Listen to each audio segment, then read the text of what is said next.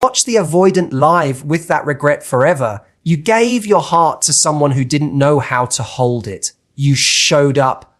You communicated. You were willing to grow, to meet them halfway, to have the hard conversations. And what did they do? They ran.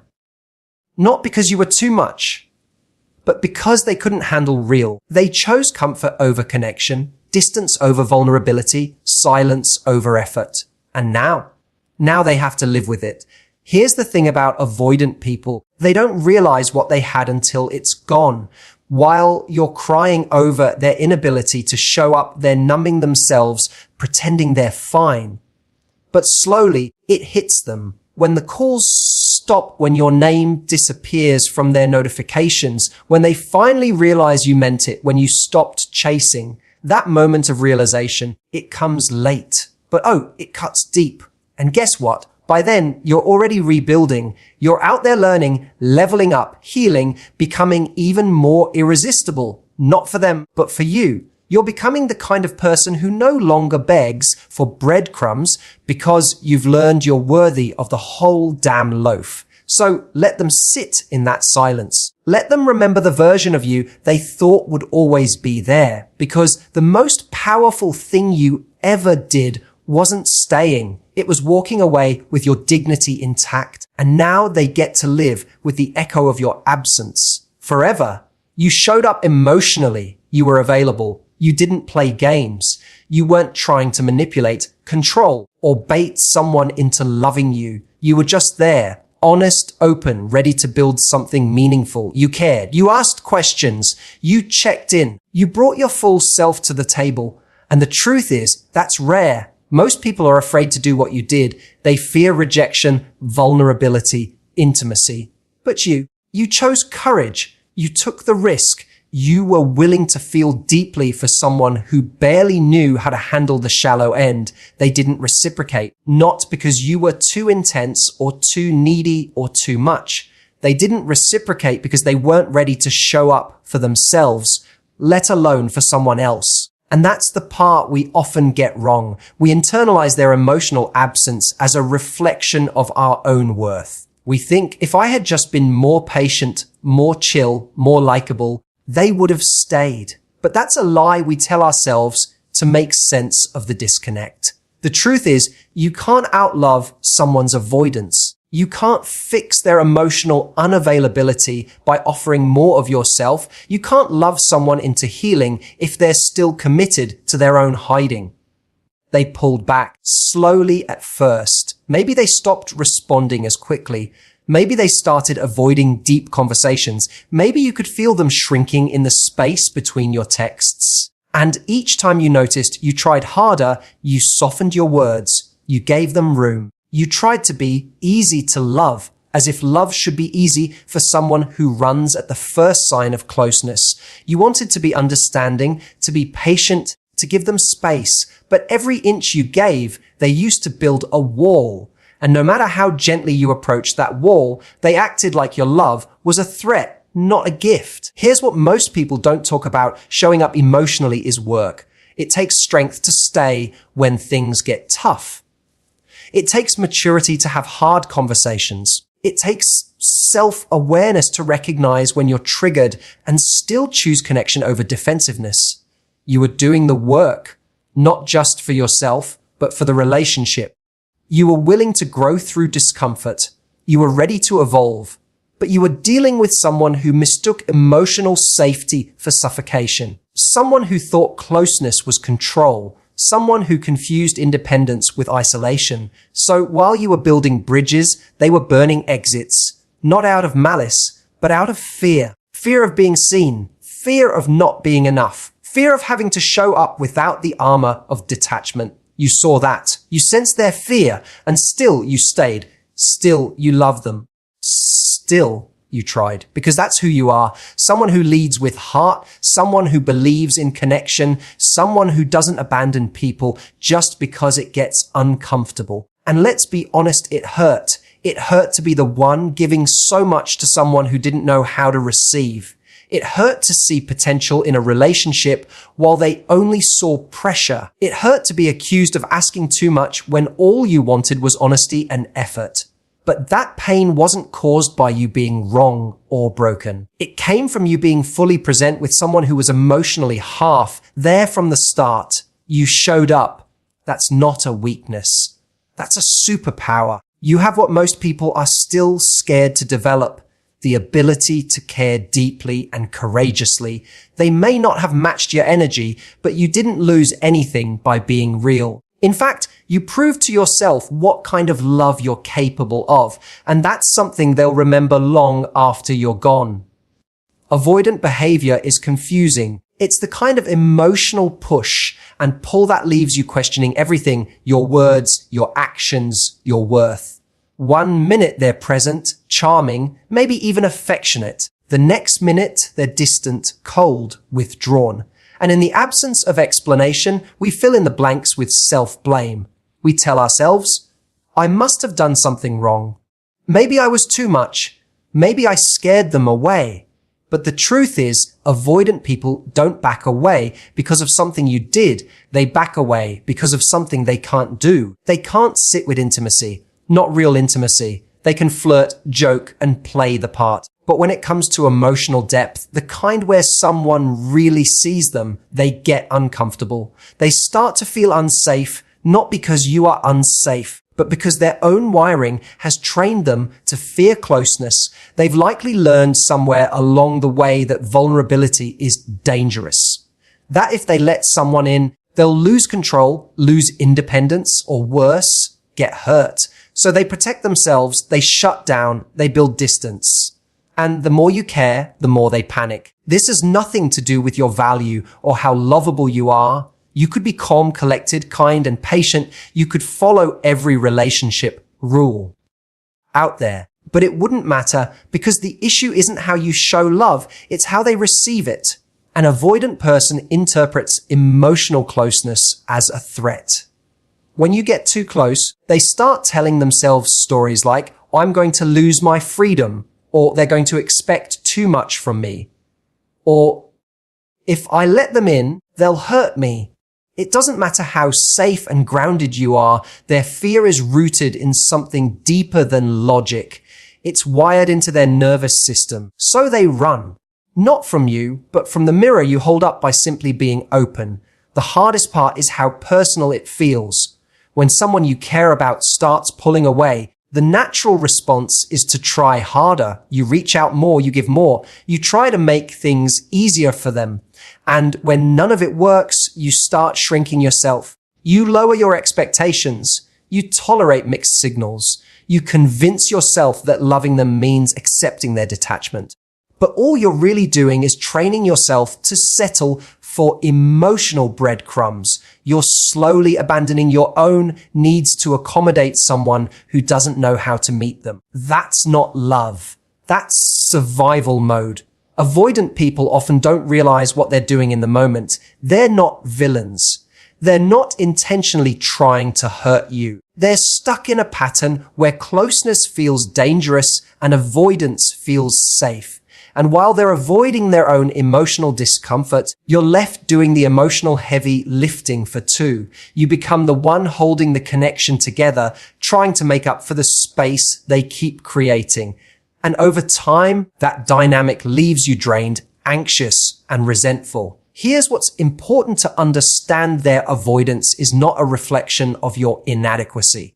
It's a reflection of their inability to sit with vulnerability. You didn't make them unavailable. You just uncovered the part of them they've worked so hard to keep hidden. And that's why it hurts so much, because deep down, you see who they could be. You see the potential. You see the version of them that exists beneath the fear. But you can't love someone into emotional maturity. That's a choice they have to make for themselves. And if they won't, then their fear becomes their prison. One they've chosen to live in, even at the cost of connection.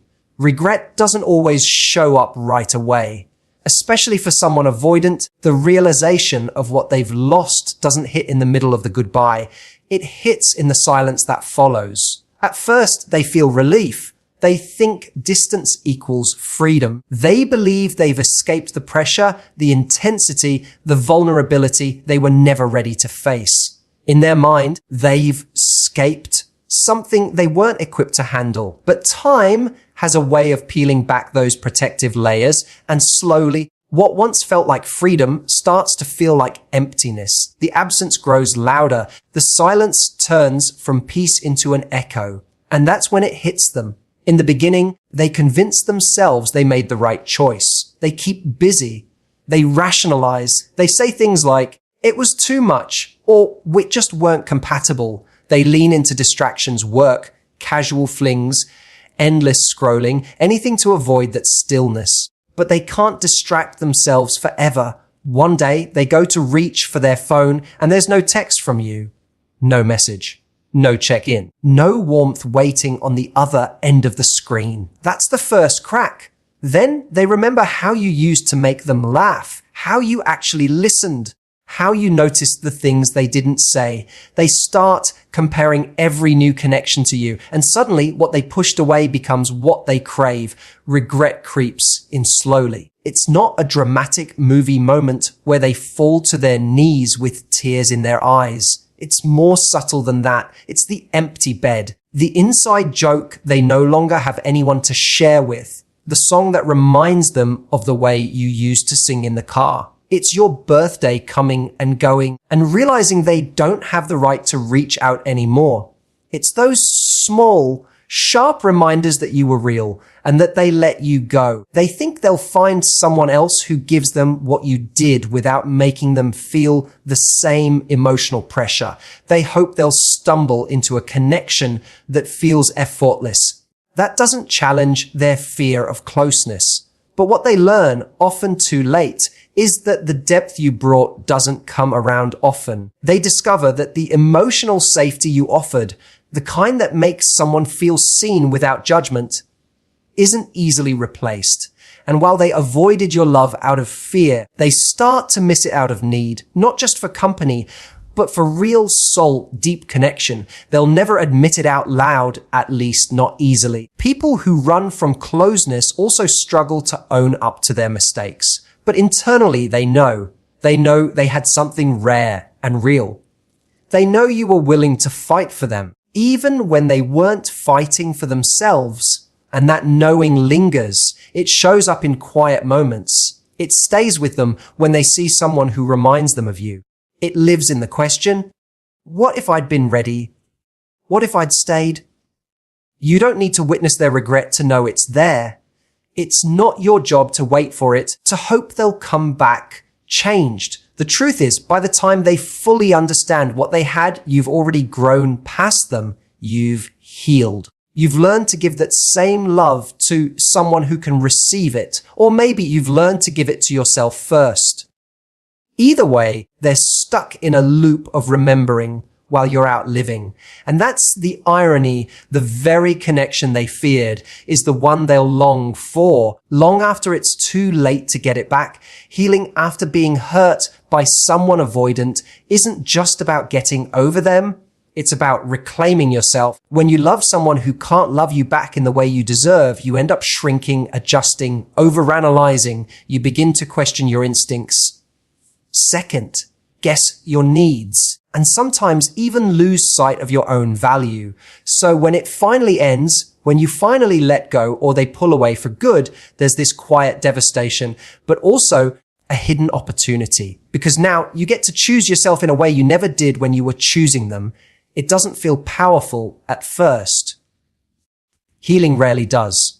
In the beginning, it's raw, lonely. You miss them not just because of who they were, but because of who you were when you were with them.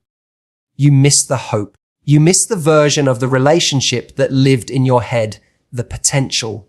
And in those quiet hours of missing them, it's easy to forget that you were the one holding things together, that you were giving more than you were receiving, that your needs were barely being met. But healing begins when you stop romanticizing the pain and start getting honest about the reality. You start to see that what you were calling love was actually emotional labor, that you were over functioning in a relationship with someone who was underinvested. And you begin to realize if love requires you to abandon yourself, it's not love. It's survival. That awareness stings. It makes you angry. It makes you sad, but it also makes you wake up. And that's where your power lies. Because once you wake up, you start to come back to yourself. You begin to pay attention to your own needs again. You set boundaries not to punish others, but to protect your peace. You surround yourself with people who make space for your feelings instead of making you feel like they're too much. You start to see that your sensitivity, your depth, your emotional availability, these aren't flaws. They're strengths. They're qualities that deserve to be met with equal emotional effort. The person you become during the healing process is stronger than the person who tried to hold on. Not because you stopped caring, but because you started caring about yourself more. You learn to enjoy your own company. You discover new passions. You take back the energy that was being drained by trying to fix, please, or chase. And every time you choose yourself over the memory of someone who couldn't show up, you get a little bit freer. There will still be days when you miss them. That's normal. Healing doesn't erase your history, but it gives you perspective. It helps you see that you were never too much. You were just giving to someone who was emotionally unequipped to receive it. And now, instead of internalizing that as a flaw, you carry it as a badge of honor. You know what you're capable of. You know how deeply you can love. And next time, you won't give that kind of love to someone who runs from it. That's the shift. That's the win. Your healing becomes your filter. It teaches you not to settle for fragments of connection. It teaches you to wait for someone who's ready to meet you in the middle, to grow with you, to match your depth without fear. And until that person comes along, you're okay on your own. Because through the pain, through the unraveling, through the process of letting go, you've found your way back to your own strength. And that strength is the most magnetic, unshakable thing you'll ever carry. Silence feels like nothing at first, but when used with intention, it becomes everything. It's not just the absence of words, it's the loudest form of self-respect. When someone avoids, deflects, or disengages emotionally, the instinct is often to chase clarity, to seek closure, to beg for resolution. You want to be understood. You want to explain. You want to fight for what you felt, even if they never fought for it themselves. But there comes a point when continuing to speak only drains you. When the person on the other end isn't listening, silence becomes your only real power. You've probably been in that place. The moment where you stare at your phone, tempted to send one more message, one more try, one more carefully worded text that you hope will finally crack through their walls. But that silence you sit in instead, that's not weakness. That's strength. Because silence isn't giving up. It's letting go of the idea that your love alone can change someone. It's walking away from a conversation that always left you talking to yourself. It's choosing your peace over your need to be heard by someone who never truly saw you. Avoidant people often rely on the fact that you'll fill the space, that you'll over-explain, over-apologize, and keep the connection alive. Even when they've stepped out of it emotionally, your silence disrupts that. It forces them to sit with the void they created. For once, they're not comforted by your reassurance or pacified by your words. They're met with the reality of your absence. And that's when it starts to sting. Not because you're playing a game, but because the space you used to fill is now empty. And they're left wondering why it no longer revolves around them. People who avoid vulnerability often expect others to do the emotional work.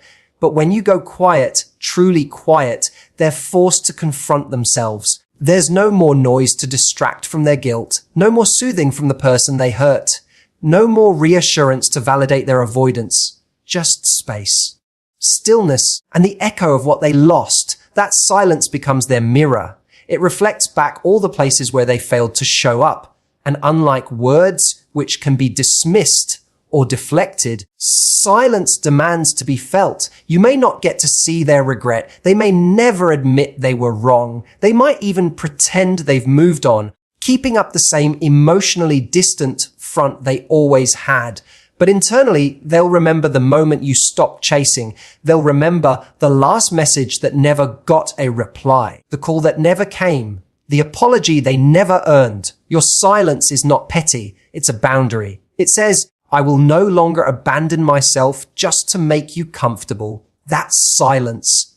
It's not about them anymore. It's about you reclaiming your energy. It's about no longer arguing for your worth. It's about understanding that your presence is a privilege, and if someone cannot treat it with care, they do not get access to it. You stop explaining yourself to people committed to misunderstanding you. You stop fighting for space in someone's life when they won't even open the door.